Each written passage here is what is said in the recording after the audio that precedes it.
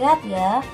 Sungguh bersyukur di dalam Tuhan kalau saat ini kita boleh bersama-sama bertemu kembali di dalam ibadah online. Nah, saat ini ibadah online akan dipandu oleh Bu Lastri dan Pak Yusafat yang akan menyampaikan firman. Nah, teman-teman, sebelumnya kita akan berdoa dulu ya. Kita akan datang kepada Tuhan.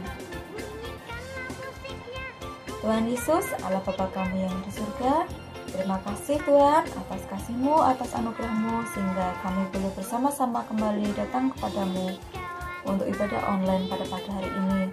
Saat ini kami rindu untuk memuji beberapa nama-Mu, kami rindu untuk menerima firman-Mu. Karena Engkau sendiri yang berkati acara ini dari awal pertengahan hingga akhirnya nanti. Terima kasih Tuhan, hanya di dalam nama Tuhan Yesus kami sudah berdoa dan mengucap syukur. Haleluya, amin. Nah, oke teman-teman, selanjutnya kita akan memuji Tuhan, kita akan menyanyikan lagu Anak Monyet di Atas Pohon yang akan disambung dengan Aku Anak Raja. Karena kita semua adalah anak raja, kita semua punya raja, yaitu Tuhan Yesus Kristus adalah Tuhan dan Juru Selamat kita, yaitu adalah Raja kita. Kita akan nyanyikan Anak Monyet di Atas Pohon. Anak monyet di atas pohon, anak cacing di dalam tanah, anak burung di dalam sangkar, anak Tuhan di dalam gereja. Panjang muka namanya kuda, panjang hidung namanya gajah, panjang tangan itu pencuri, panjang sabar itu anak Tuhan. Aku anak raja, kau anak raja, kita semua anak raja. Aku anak raja, kau anak raja, kita semua anak raja. Haleluya, puji Tuhan, haleluya, puji Tuhan, haleluya, puji Tuhan, haleluya. Haleluya, puji Tuhan, haleluya, puji Tuhan, haleluya, puji Tuhan, haleluya. Ku anak raja, kau anak raja, kita semua anak raja. Aku anak raja, kau anak raja, kita semua anak raja. Haleluya, puji Tuhan, haleluya, puji Tuhan, haleluya, puji Tuhan, haleluya. Haleluya, puji Tuhan, haleluya, puji Tuhan, haleluya, puji Tuhan, haleluya. Nah, teman-teman, selanjutnya kita akan menyanyikan lagi Di Sini Senang, Di Sana Senang. Nah, teman-teman semua tentunya merasa senang ya. Ada sukacita hari ini? Nah, mari kita semua yang ada di rumah, kita akan bersukacita. Meskipun kita di rumah ataupun kita di gereja, semuanya akan senang. Kita akan nyanyikan Di Sini Senang, Di Sana Senang, di mana-mana hatiku senang. Kita akan nyanyikan Di Sini Senang. Di sini senang, di sana senang, di mana-mana hatiku senang. Di sini senang, di sana senang, di mana-mana hatiku senang. Kaki lihat tak tenang, minggu digoyang-goyang, tangan melambang-lambang, putar badan. Kaki lihat tak tenang, minggu digoyang-goyang, tangan melambang-lambang, putar badan. Di rumah senang, di gereja senang, di mana-mana hatiku senang. Di rumah senang, di gereja senang, di mana-mana hatiku senang. Kaki lihat tak tenang, minggu digoyang-goyang, tangan melambang-lambang, putar badan. Kaki lihat tak tenang, minggu digoyang-goyang, tangan melambang-lambang, semua senang. Oke teman-teman, selanjutnya kita akan menerima firman Tuhan yang akan disampaikan oleh Pak Yusafat. Namun sebelumnya kita akan siapkan hati kita akan nyanyikan Hidup Ini Adalah Kesempatan. Mari kita nyanyi bersama-sama.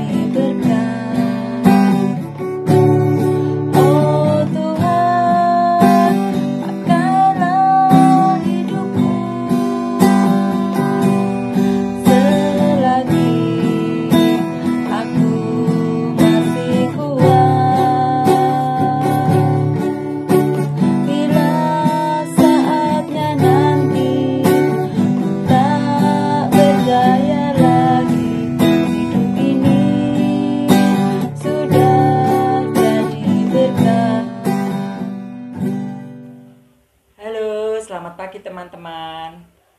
Kita akan mendengarkan kebenaran firman Tuhan pada pagi hari ini. Namun sebelumnya kita akan berdoa terlebih dahulu. Mari kita berdoa. Selamat pagi Bapa, selamat pagi Tuhan Yesus, di mana Engkau sudah memberkati kami pada pagi ini ke tempat ini bersama teman-teman sekolah minggu Tuhan. Kami akan mendengarkan kebenaran firman-Mu. Biarlah Engkau yang memberkati kami, memimpin kami dari awal, pertengahan hingga akhirnya dalam firman ini Tuhan. Hanya kami serahkan ke dalam tangan kuasa-Mu. Di dalam nama Tuhan kami Yesus Kristus, kami sudah berdoa dan mengucap syukur. Haleluya. Amin. Mari teman-teman, kita akan buka Alkitab kita di Kisah Para Rasul 8 sampai Kisah Para Rasul 9. Karena sangat banyak ayat-ayat firman Tuhan pada pagi hari ini, Kak Yosafat akan langsung bercerita tentang firman Tuhan. Nah, firman Tuhan pada pagi ini berjudul Sang Penganiaya Menjadi Pengkhotbah. Nah, teman-teman yang dikasihi Tuhan Yesus, Tuhan melakukan perbuatan-perbuatan yang sangat besar melalui umatnya pada gereja mula-mula.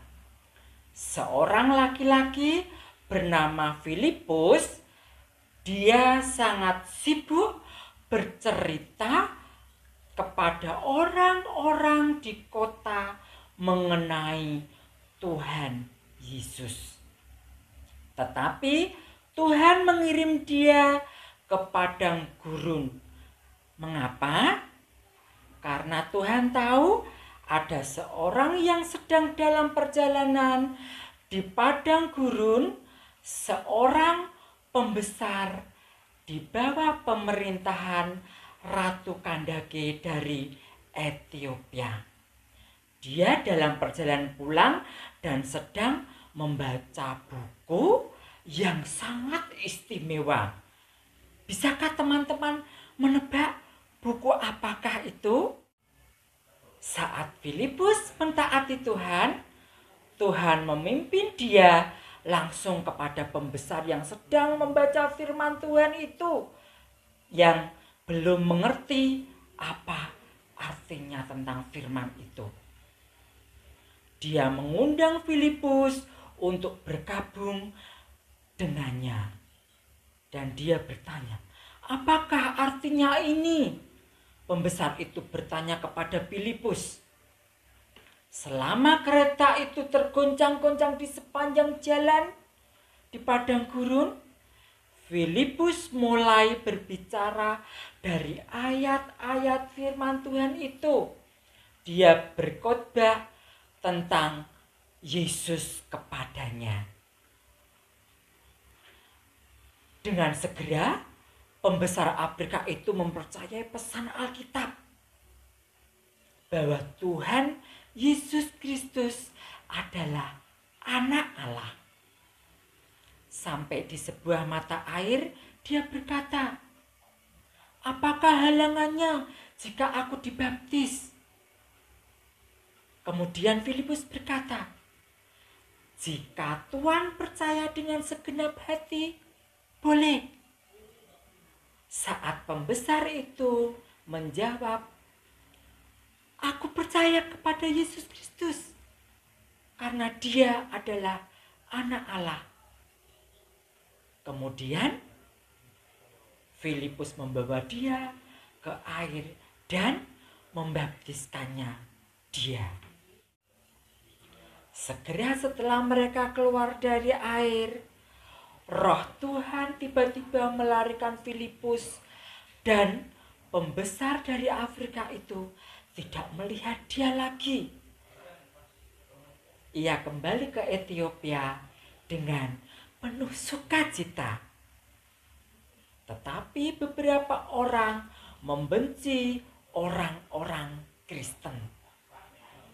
Stefanus, salah satu teman Filipus, dibunuh oleh orang-orang yang marah, yang tidak menginginkan dia menceritakan tentang Yesus.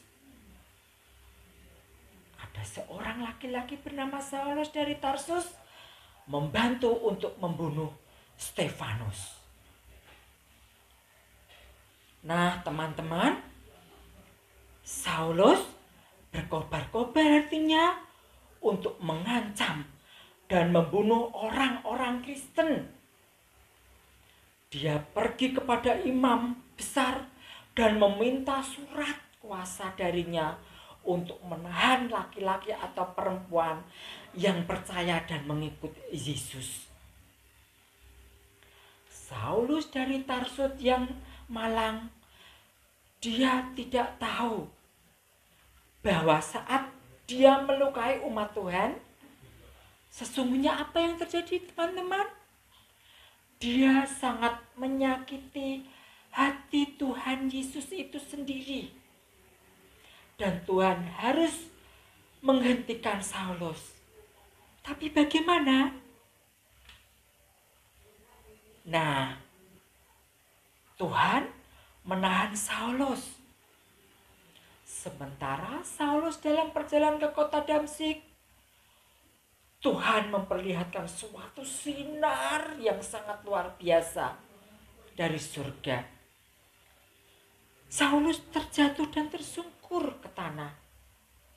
Kemudian terdengarlah suara, "Siapakah engkau, Tuhan?" Saulus bertanya, "Akulah Yesus yang kau aniaya." Dengan gemetar dan keheranan, Saulus menjawab, "Tuhan, apa yang engkau ingin aku lakukan?"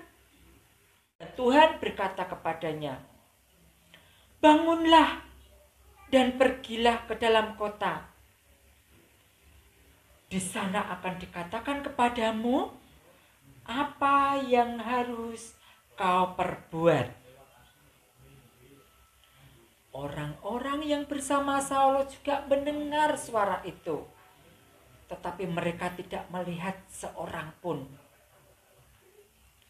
Saulus bangun dari tanah dan mendapati dirinya menjadi buta. Dia tidak bisa melihat apa-apa lagi. Dan mereka menuntun dia masuk ke kota Damsyik. Di dalam kota, Saulus selama 3 hari dia tidak dapat melihat dan juga tidak makan, tidak minum. Dia merenungkan waktunya untuk berdoa kepada Tuhan Yesus yang menemui dia di Damsyik.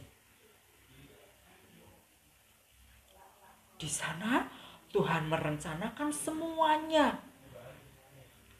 Di Damsyik ada seorang murid Yesus yang bernama Ananias. Tuhan mengirimkan dia untuk menolong Saulus. Tetapi Ananias sangat merasa ketakutan. Karena Ananias mendengar bahwa Saulus tidak suka dengan orang-orang Kristen yang mengabarkan firman Tuhan. Tetapi Ananias menaati perintah Tuhan, teman-teman. Saat dia menumpangkan tangannya di atas kepala Saulus menjadi sembuh dan dipenuhi dengan Roh Kudus. Nah, setelah Saulus percaya kepada Tuhan, Saulus dibaptis. Kemudian mereka makan, dan saat dia selesai makan, dia merasa kuat. Saulus membutuhkan kekuatan. Dia mempunyai suatu semangat yang sangat penting untuk dikerjakan. Dengan segera, Saul berkhotbah tentang Kristus di rumah-rumah ibadah. Dengan mengatakan bahwa dia yaitu Yesus Kristus adalah anak Allah. Nah, kemudian semua orang yang mendengar tentang firman yang disampaikan oleh Saulus merasa heran dan dia berkata, bukankah dia ini yang ingin membinasakan orang-orang Kristen? Dan dia mempunyai beberapa rencana yang disusun untuk membunuh Saulus. Nah, teman-teman, musuh-musuh Saulus sekarang menjadi banyak.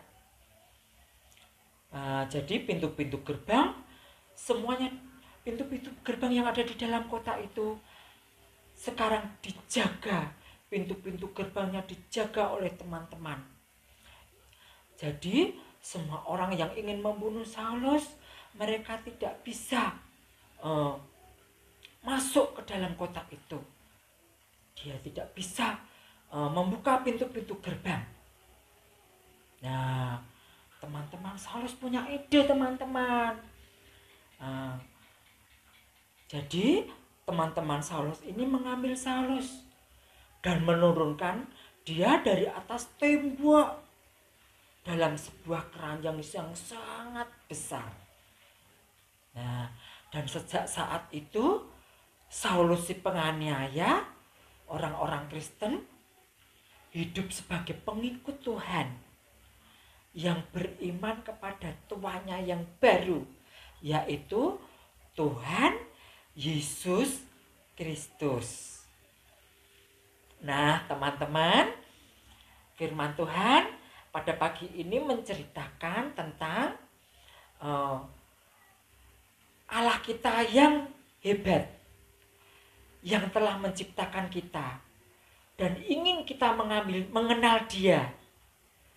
Allah tahu kita telah berbuat hal yang buruk yang Ia sebut dosa. Nah, teman-teman tahu kan, hukum dosa itu adalah maut. Tapi Allah sangat mengasihi kita. Ia mengutus putranya, yaitu Yesus, untuk mati di kayu salib dan dihukum karena dosa-dosa kita. Kemudian Yesus hidup kembali dan pergi ke surga. Jika kamu percaya kepada Yesus dan minta Dia untuk mengampuni dosa-dosa kita, Ia akan melakukannya. Ia akan datang dan tinggal di dalammu sekarang dan selamanya, dan kamu akan hidup bersama Dia sekarang dan selamanya. Nah, teman-teman, jika kamu ingin berbalik dari dosa-dosamu, katakanlah ini pada Allah. Allah yang baik, aku percaya bahwa Yesus telah mati untukku dan sekarang hidup kembali. Datanglah dalam hidupku dan ampunilah dosa-dosaku, agar aku dapat memiliki hidup yang baru sekarang dan suatu saat nanti pergi bersamamu selamanya. Tolonglah aku untuk hidup bagimu sebagai anakmu. Amin. Mari kita berdoa. Terima kasih Tuhan untuk firman-Mu pada pagi hari ini, supaya kami yang sudah melakukan dosa seperti Saulus akan menjadi pengkabar firman-Mu Tuhan, dan biarlah kami dapat bersaksi tentang diri Engkau ya Yesus. Terima kasih Tuhan, bimbinglah kami supaya kami dapat melakukan firman-Mu setiap hari dalam kehidupan kami hari lepas hari. Terima kasih Yesus, hanya di dalam nama Tuhan kami Yesus Kristus kami serahkan doa ini. Haleluya, amin.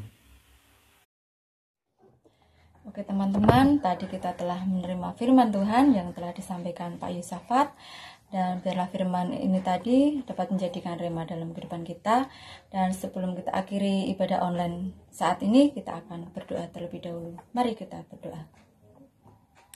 Tuhan Yesus, Allah Bapa kami yang di surga, terima kasih Tuhan untuk penyertaan-Mu di dalam ibadah online hari ini. Terima kasih Tuhan untuk firman-Mu yang telah disampaikan oleh Pak Yusafat.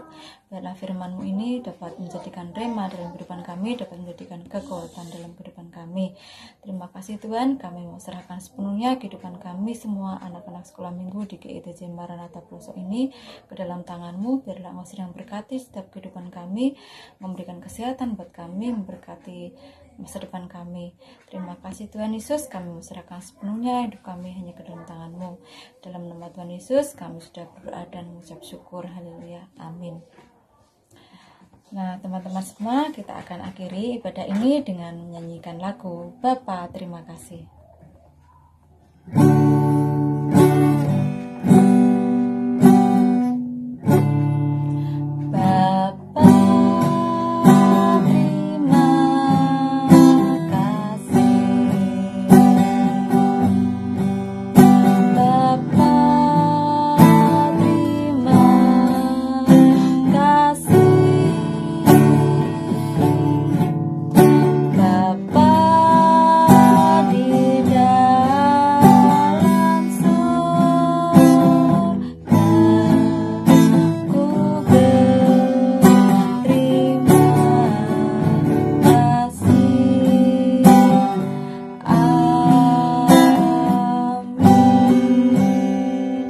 Selamat hari Minggu, Tuhan berkati.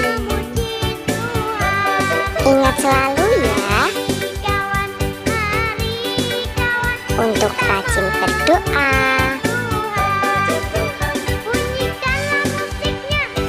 Pakai masker. Rajin cuci tangan. Jaga jarak. Tidak kumpul-kumpul. Dan yang terpenting, selalu bersukacita. Terima kasih, Tuhan memberkati.